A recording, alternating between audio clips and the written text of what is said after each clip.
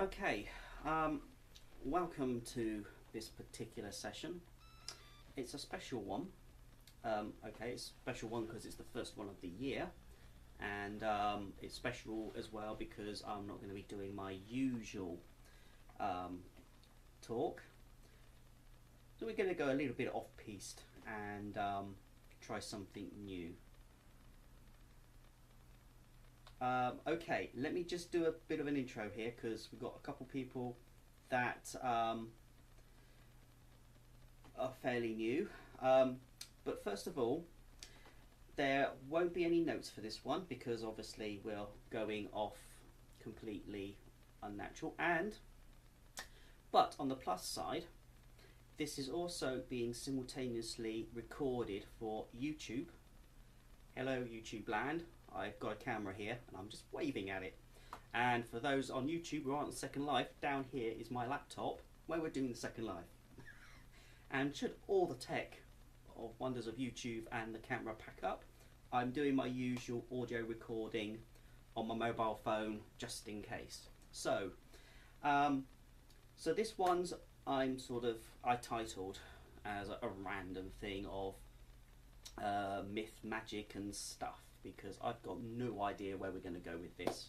I might end up just going back to my usual topics, and but hey, so we've got a few people here and we're just going to go and try it out. So for those of you who are new to me, and obviously the headphones that I've currently got on for those that are watching on the YouTube, is that the microphone is for the laptop for the Second Life stuff, so that the noises don't bug the recording, and I can get a decent recording into Second Life, because as we all know, all you guys in Second Life down there, we all know sound can be a little bit of a pain. So as Michelle just asked, are we going to use a pendulum? Well, we could have a go. Who knows? Why not? Are you particularly interested in using a pendulum? Is it something new you've not tried? I don't happen to have any string around me that I can use. Oh well, we've got questions. Why not? Why don't we have a go down the pendulum route? I used to use pendulums, but okay, let's kick off. Throw us your question first, and we'll see how it goes that way. So while you're typing, this is good stuff. So yeah, I used to use pendulums many years ago.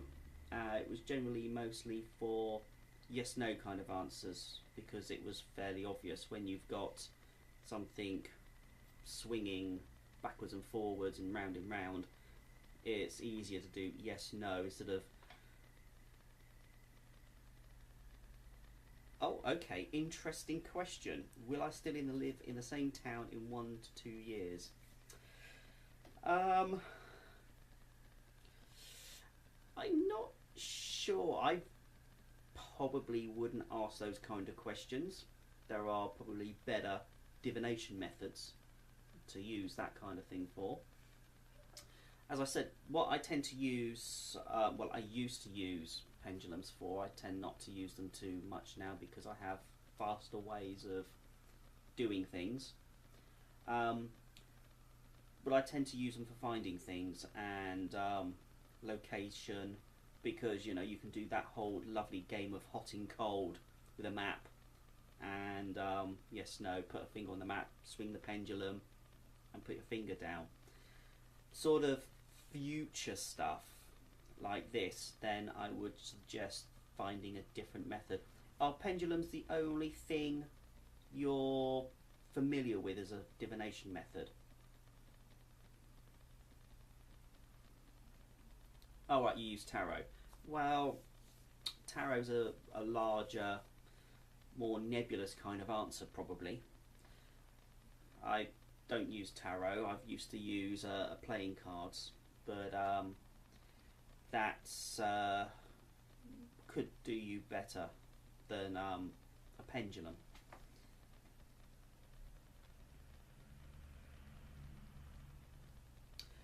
Oh, as in oh, what type of pendulum? Wood or crystal? Well, actually, I tend to use anything. You see, when I first got, I when I first started to explore divination, this was late 80s, possibly, yeah, maybe late 8, you know. uh, you know, I normally have a drink with me, mainly because my throat dries up really quick when I'm talking. So I currently have a glass of red wine here. I've got 1.5 bottles of mead here that I made. That, not that I intend to drink the whole lot in the next half hour, but you know, when your throat's dry, you need to do something. Otherwise, it gets a bit croaky. But anyway, let's go back down the memory line. Let me just take a sip of this first. Oh, that's a bit better. Okay. So yes. So in the late 80s, when I first started looking at divination, I found a book. Fortunately, it's a little bit out of my reach from my bookshelf behind me, without disrupting all of the wires that are lurking around me. But it consisted of a number of methods, and I'd already explored a little bit of pendulums because I've seen it on the TV and so on, and it looked pretty cool. Now, at that age, I was probably in my sort of early teens to mid-teens. Didn't have many materials, so I just used what was at hand, and that happened to be bits of string, bits of blue tack, bits of Lego, nuts and bolts, anything that could create a weight on the end of the piece of string, and I would just tie that to it. So, you know, it could just be a biro on the end, as long as it swung at a reasonable rate. And that was the crucial part, is getting the right length. You see, I've got a science background, so angular momentum and all of that was really quite a fascinating thing to play with. So if it was too short and too heavy, it would go backwards and forwards way too quick, and then suddenly just die, as opposed to going around in a circle. So it was just finding the right weight. Now, what I would probably use nowadays, mainly because I have a whole stack of them, are hagstones. Mainly because the stone's got a natural hole in it, so I can just poke the string through the stone and tie it up to the right length, and then I just vary the length.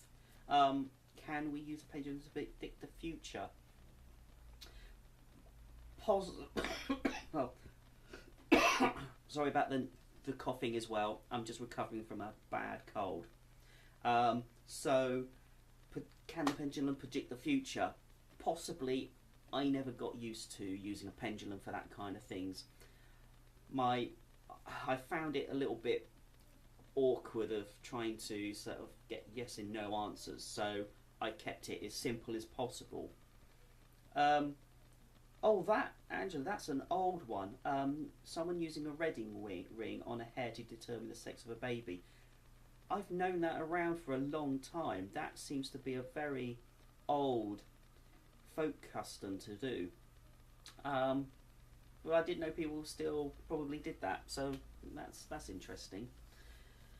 So, you know, you could try, Michelle, about that would be Scottish. Yes, I would say that would probably be a clue. I didn't think it was outside the UK that was a well-known method.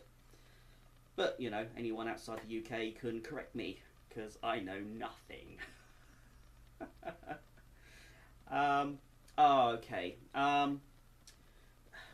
Prediction of the future. Well, what I could suggest then, because, you know, it's all part of the experimentation process, is to try future questions, you know, short-term ones, and just see how they play out. You know, you could ask a simple yes/no, and then wait a few days and see if it manifests in the correct way. And then, you know, as you get used to it, just try a bit more and a bit more. But, you know, simplicity is the key thing with divination. Oh right. So I have been corrected then. In the US, in the southern states, it is used there too. Okay. Well, there we go. It's good to it's a good thing to know these things. Um, so divination.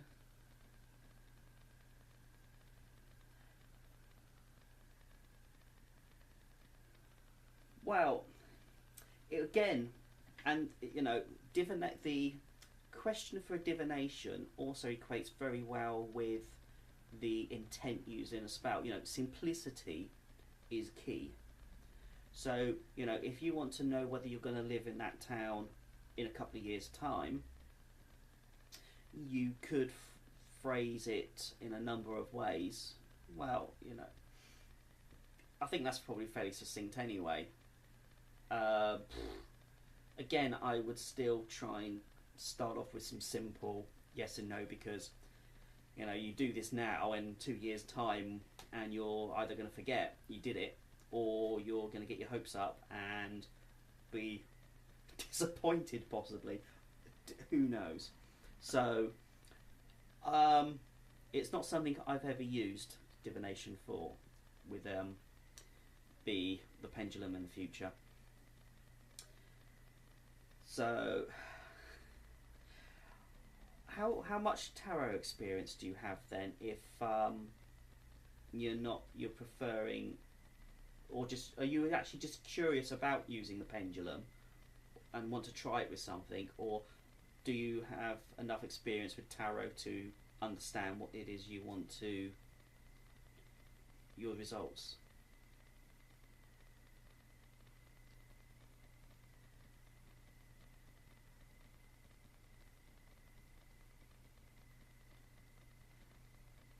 Okay, just for video land, just waiting. I'll do a bit of a jazz hand. Woo, wow.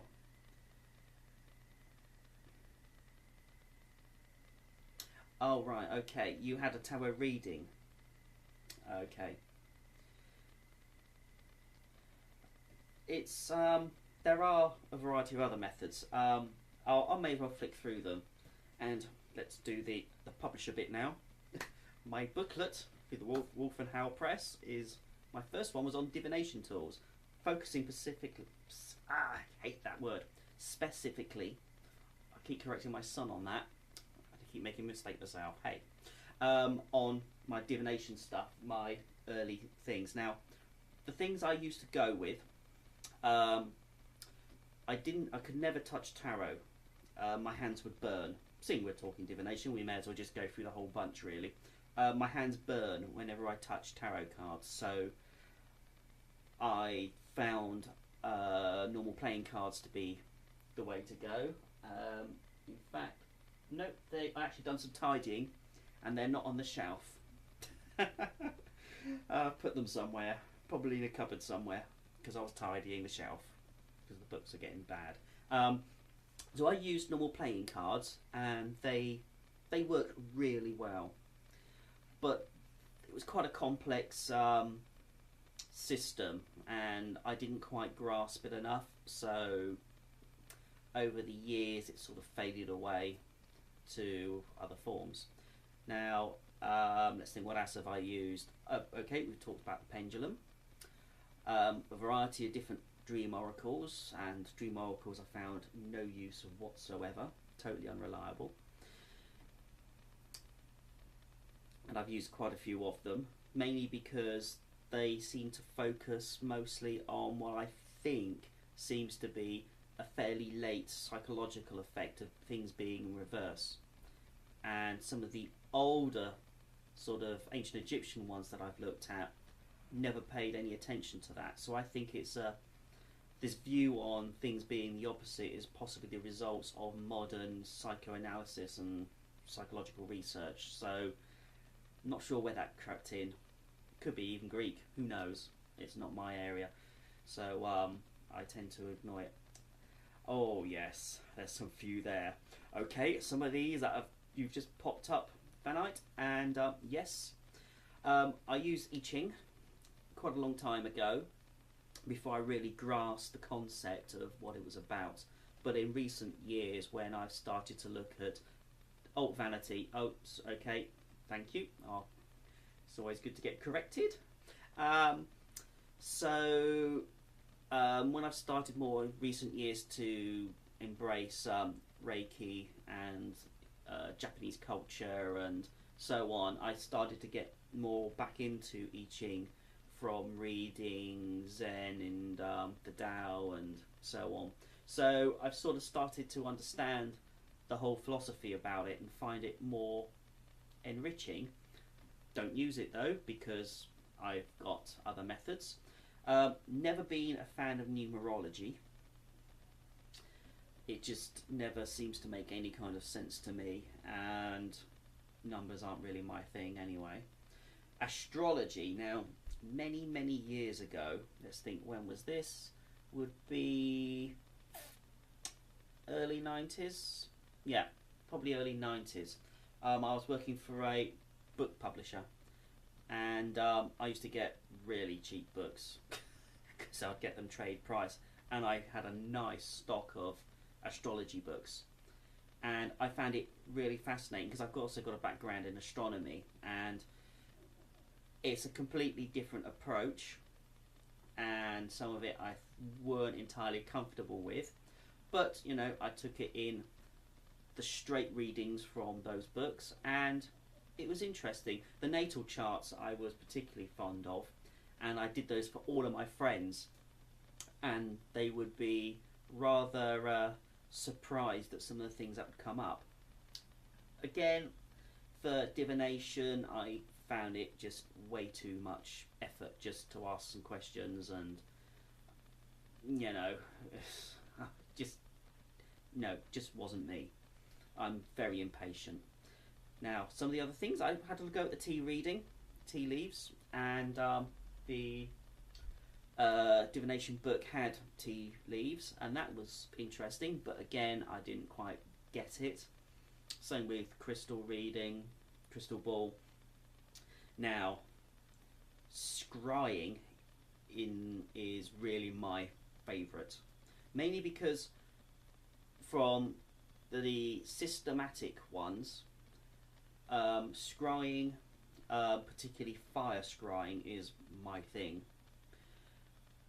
I have, as I said, I have a very short attention span, and a flickering flame I found to be really the most easiest way to keep my attention.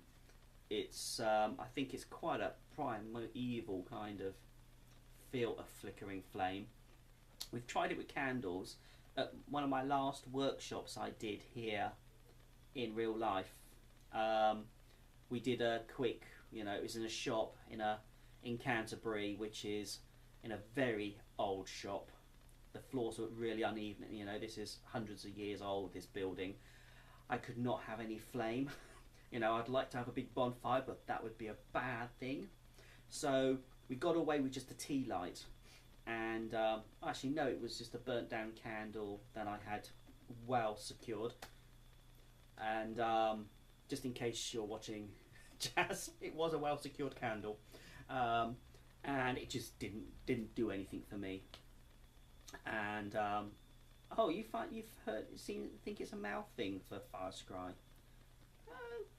Was it because it's just like fire, and men in their barbecues? When it comes to outdoor cooking, it's always the men who like their fire. I've never really considered it, whether it was that way. I don't know that many people who do really fire scry to the extent that I do. Anybody out there who wants to discuss this even more, I'm welcome to. Alright, okay. Interesting. Perhaps because it is the visual thing, men tend to be more affected by a visual. Well, let's not go down the whole adult entertainment theme, because men do seem to be a more focused on the mind. Yeah, sounds about right. Yes. Yeah, that's possibly why it appeals. You see, because I had a go with, say, a scrying mirror, and I just couldn't grasp it. And that's the same with the length of the video recording. Water scrying. Now this is the odd thing, is that I do love water. I live on the coast and in southeast England, at Dover, the world famous place of white cliffs and all that kind of stuff. But I've always had water on the coast. Well, obviously I'm on the coast, but I've always, water is my thing. Back from the astrology side, I am a Piscean. I can't stand being inland. I have to be on the coast, the air and all of that. So it has appealed that I should try, but no, I just cannot get it. Okay, I tried waves, going down to the beach, and but it's just too. Well, it's not. I wouldn't say chaotic. The flame is slightly better, but it's not as expressive. Whereas the flame sort of creates shapes. The waves backwards and forwards, yeah, they're really soothing, but just nothing for me, which is annoying because I really would say I love the sea, but some things don't quite work. And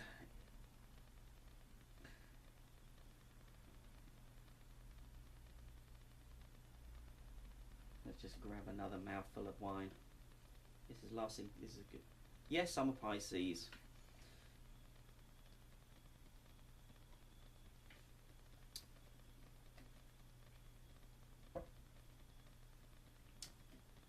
So let's think. What others?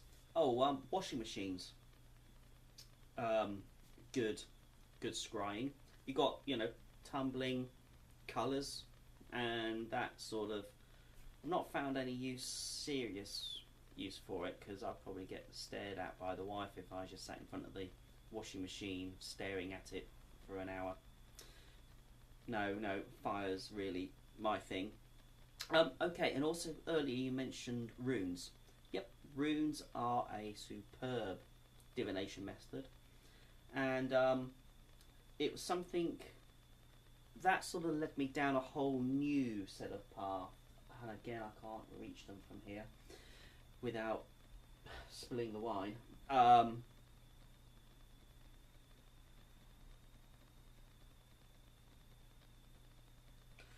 That's an interesting point. Just saying that I'm so naturally attached with the water, it takes the contrast of flame for me to see. That could, yeah, I would say that's an interesting thought. It had sort of crossed my mind that the I don't like to use elements because they don't fulfill my particular sort of path as such. So it is a different kind of thing, and it's not something I'm too attached to, being the water. So yes, it is. In fact, if we talk elemental stuff, again, I tend not to use elements because it's not a part of my Kemetic, my Egyptian path. But the earth is my least connected. My goddess, Egyptian goddess, obviously, a scorpion goddess by the name of Sauket. And for those of that watching on the YouTube recording, just up above me on my right shoulder on the wall is a painting I did of my goddess, which is a statue over the other side of the room that's directly opposite the painting. We'll do another publisher thing. It's also the statue that's directly opposite me is on the cover of my book called The Path Laid Bare.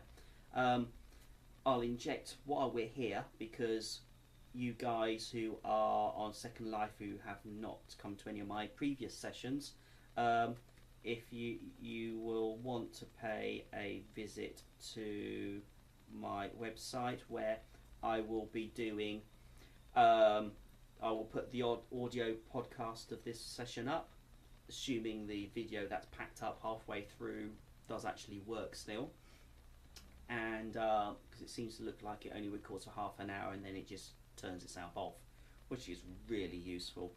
So my website there, thehouseofkia.co.uk, the podcast will go there, and I've recently put a blog entry on there pointing to my YouTube stuff, but I'll do a proper YouTube-y thing on there at some point. So you can always catch up with that, what's been said, especially as we've just had your friend Trin turn up halfway through. Hello! Always good to see new people. So, you know, you can always relive the first half hour by listening to the podcast or the YouTube in the next couple of days, because I need to process it all. Okay, let's get back to runes. Runes are a good one. Let's think, that was, I would say, 1993, 94 perhaps. I was on, okay, no worries. You'll be listening through another speaker set. That's fine. So you know what we're doing then. So that's great. But it still stands. Yes. So runes I got to grips with fairly early on, and I found them really good. I really liked them. I spent a fair bit of time just getting to understand the Outer Fulthark, and I like them. They are highly effective, but you know, my path is Kemetic Ancient Egyptian with a touch of lots of other stuff, to be honest. I couldn't really embrace a system, a cultural system that is different to the one I'm currently working with. Not that I can't, but you know, the Egyptian path is highly complex, and is a whole talk on its own. In fact, the website and YouTube have got the Kemetic talk that I did at Witchfest, the real life Witchfest, a couple of months ago. So I'm highly committed to my Kemetic path, and my goddess is a highly demanding lady. So I really couldn't commit to understanding fully the Outer Fulthark and the meanings and the whole concepts within those. Certainly not enough to stick with it. And I think it starts my sort of interest and use of those runes faded away, which is a shame, because again, in callback to my water interests, most rune sets that I've seen tend to be on various wood, and you know, I like my hazel tree in the garden, which I make my wands from.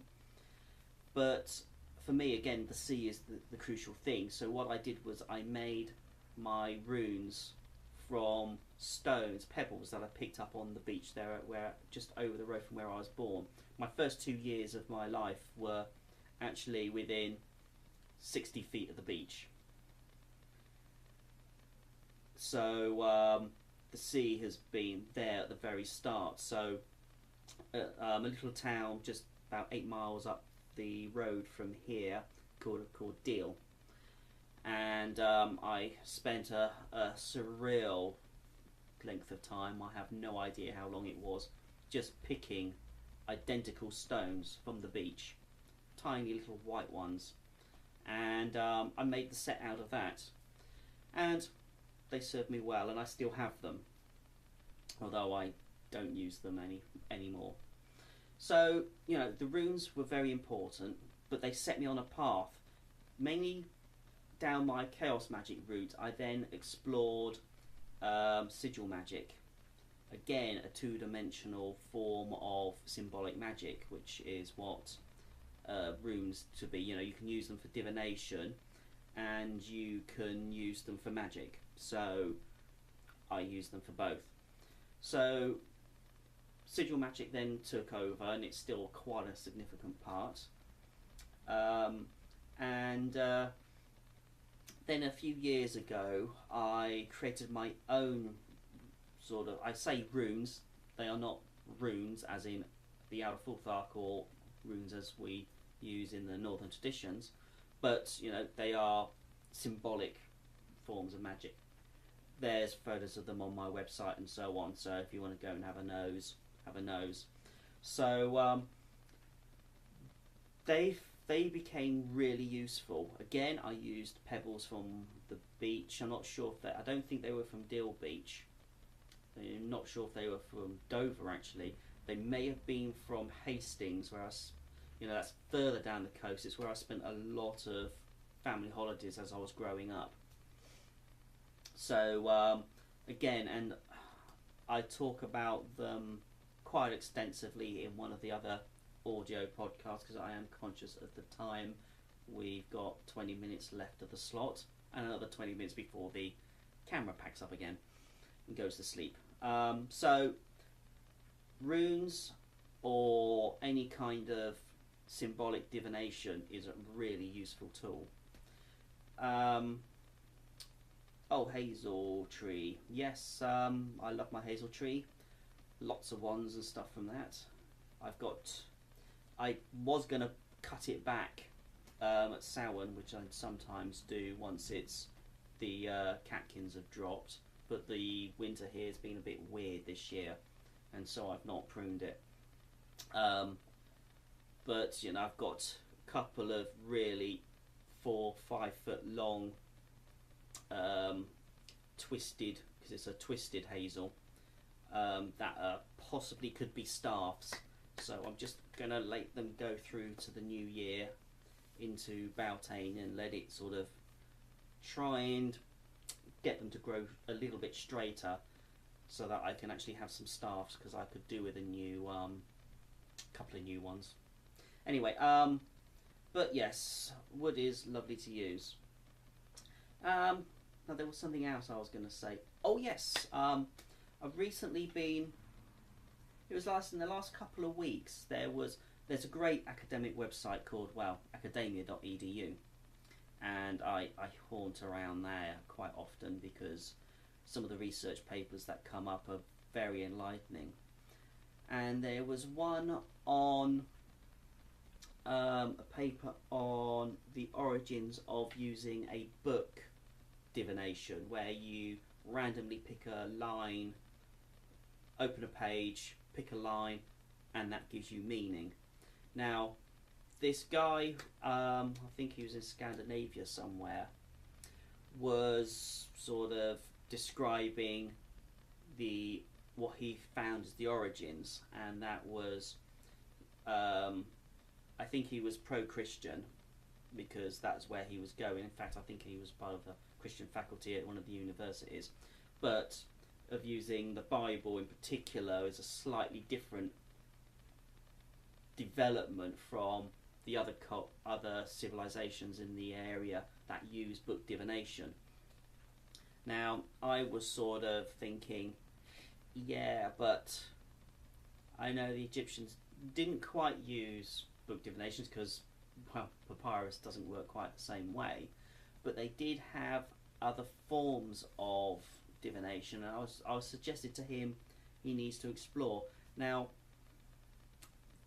one of the books, this particular book on divination that I had, was did bring that up as an option. And if you guys use sort of books, now it's not something I tend to use, as I prefer to just use a clairvoyant skill to do divination rather than a material thing, because, well, quite often I'm somewhere where I haven't got any other option which to do. But anyway, okay, I'm getting cramp. Ouch, ouch, ouch. Oh, having my legs up to hold the laptop up at the same time. Ouch. Of course, with another sip of wine then to kill that pain. Anyway, let's think, where else shall we go? Oh, Bex, yay. Okay, so Bex is here. Woo. Let's think, where else shall we go? Well, have we actually done sort of as much of divination as we can possibly do? I don't know. Let's think, what other forms of divination have I done? Let's just have a quick look on my... Oh, by sorties, a very popular one. Random lots. You know, you flip a coin, you throw some dice, you draw lots.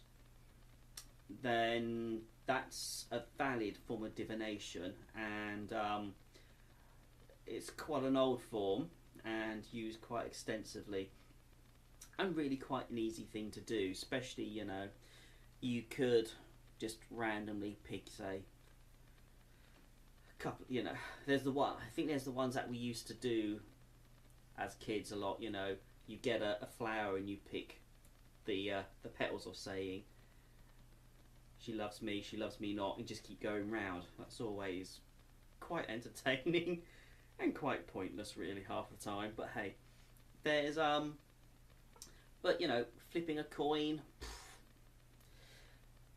it looks as if it can be sort of a wasted one, but it is valid.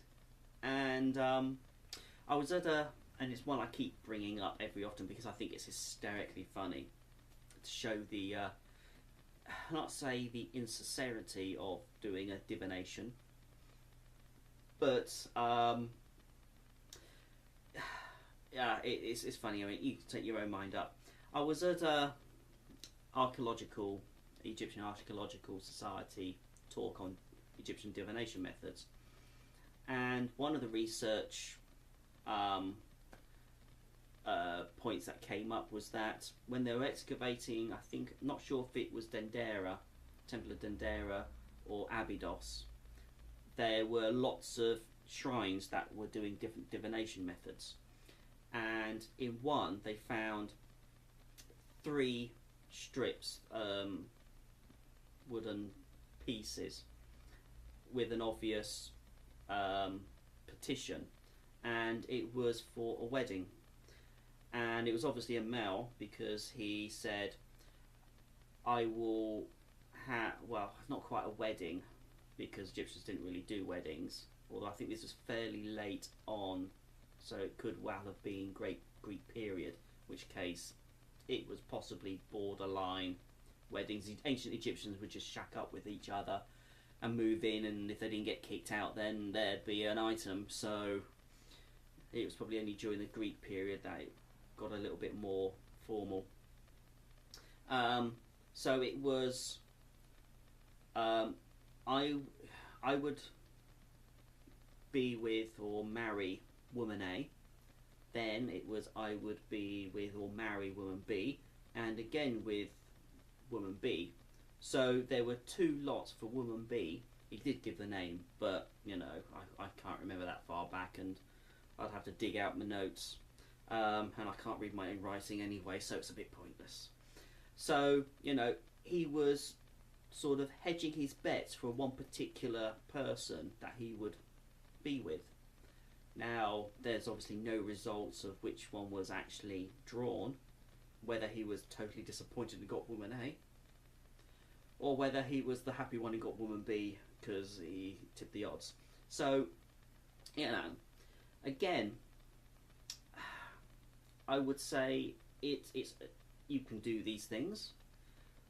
The whole point of doing any divination is to have an influence, and the influence manifests through to the physical, through however, because you know, how else is any kind of magical or deity experience going to manifest?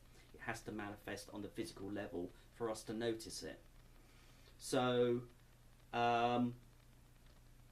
hedging your bets is okay, and it's all down to then the randomness. And from my sort of chaos magic point of view, that I work with event probability, manipulation, a spell, and intent and willfulness is managing or affecting event probability. So therefore, for divination back, that is sort of going off annoyingly. Anyway, so thanks for coming along, listening, viewing, or however you're getting this, and it's great talking. Now, if you all need to find me, easy to find. I've given you the website. I'll give you it again: houseofkia.co.uk. Any questions, anytime, always welcome to talk at length about anything, because we like that. So you're welcome. Some of you off to beddy byes. What time is it for you down in Aussie land at the moment?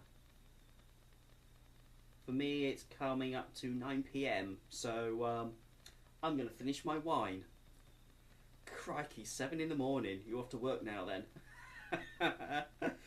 Right, okay, well, sleep well, work well. Are you having breakfast? Yay! So great seeing you all, and yes, use a necklace as a pendulum. So that's why, you know, as I said, use a hagstone. It's a natural necklace and it's a pendulum at the same time. Experiment and come back and talk to me.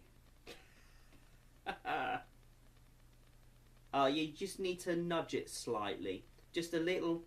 Have I got, let me just see, I'm not sure if my is there a pendulum here? Oh, hang on. Okay, I've got some, you know, you're not going to see it where in Second Life right this minute, but just for you, if you go to the YouTube afterwards, I'll give you a quick demo, okay? So, hopefully this is in shot. So, let me just start this off again. Yeah, anything you can dangle with a heavy end, it just needs to be enough that it comes up to, you know, that is, again, you're not going to see this on Second Life because I'm holding up a pendulum. A nut and a thread, I used to use a nut bolt because, you know, I always had my Meccano. So, you know, this is the kind of thing I would speed. It's sort of once every second, maybe. And then when I want it to go round, it would go round. It takes a little bit of working out the ideal length of string for the kind of weight you have. Obviously, you know, as I said, my science is quite my thing, so we will see. Longer, well, it depends on if the weight it's all angular momentum's all about the length and the weight, and it has to be at the right, you know, the pendulum as in a clock, that is a bit of maths involved, but you know, gut feel can do reasonably well with experimenting. Yeah, it's all about getting the right, I would say, once a second backwards and forwards, maybe 2 seconds. You don't really want to go, yeah, about the speed I've currently got on this. Hopefully it's recording, who knows.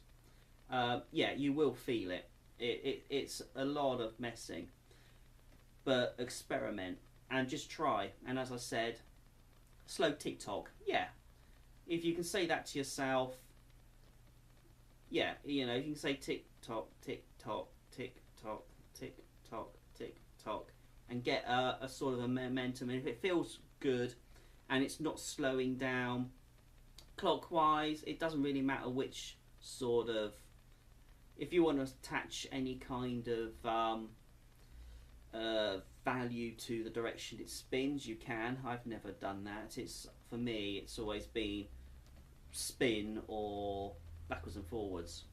But you know, it's all about experimenting. So you try and see what happens, And again, if you start with yes and no kind of things, then you'll find what works.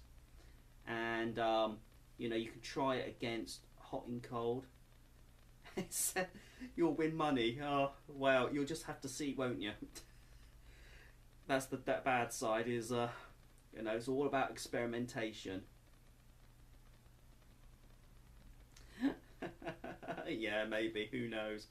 But, you know, experiment. And again, you know, if you've got any questions about this, then do ask me and we can talk about it more.